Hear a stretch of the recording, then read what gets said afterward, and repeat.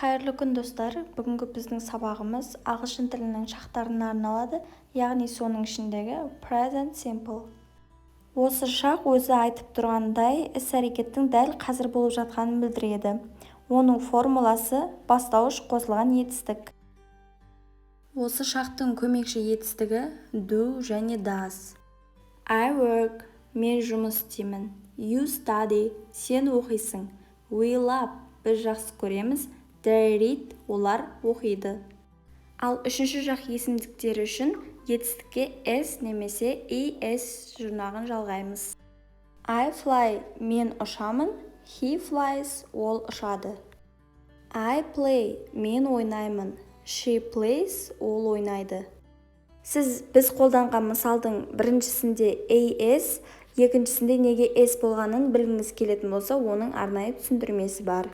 Егер y әріпі дауыссыз дыбыстың алдында келсе, онда оның орнына I әріпі қойылып, және as жалғауы жалғанады. Ал егер y әріпі дауысты дыбыстан кейін болса, онда еш өзгеріссіз біз s жалғауын жалғай береміз. Tries, flies, studies, plays, pays. Ағылшын тілінде етістіктерді жіктеу өте оңай.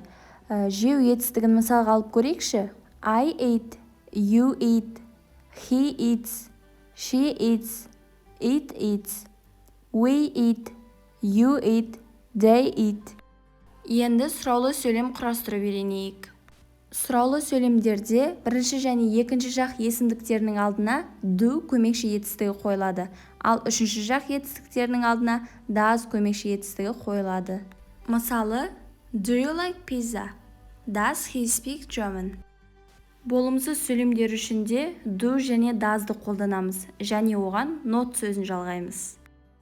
Do not, does not, және оларды don't, doesn't деп қысқартып қолдансақ та болады. I don't like black coffee. He doesn't smoke. Does she works? Бізде бұл қате сөйлем. Неге? Себебі біз сұраулы және болымсыз сөйлемдерге s жұрнағын жалғамаймыз. Етістігіміз бастапқы форма күйінше сақталады. Ағылшын тілінде әр шақтарға тән кілт сөздер болады. Біз сол арқылы ол сөйлемнің қай шақта тұрғанын анықтай аламыз. Көп жағдайда бізде етістік алдында осы сөздер кездеседі. Always, usually, often, sometimes, never және тағы да басқалары. Ал көбінде бізде сөйлем соңында осы жиілік үстеулері кездеседі. Every day, every month, once a day, twice a month.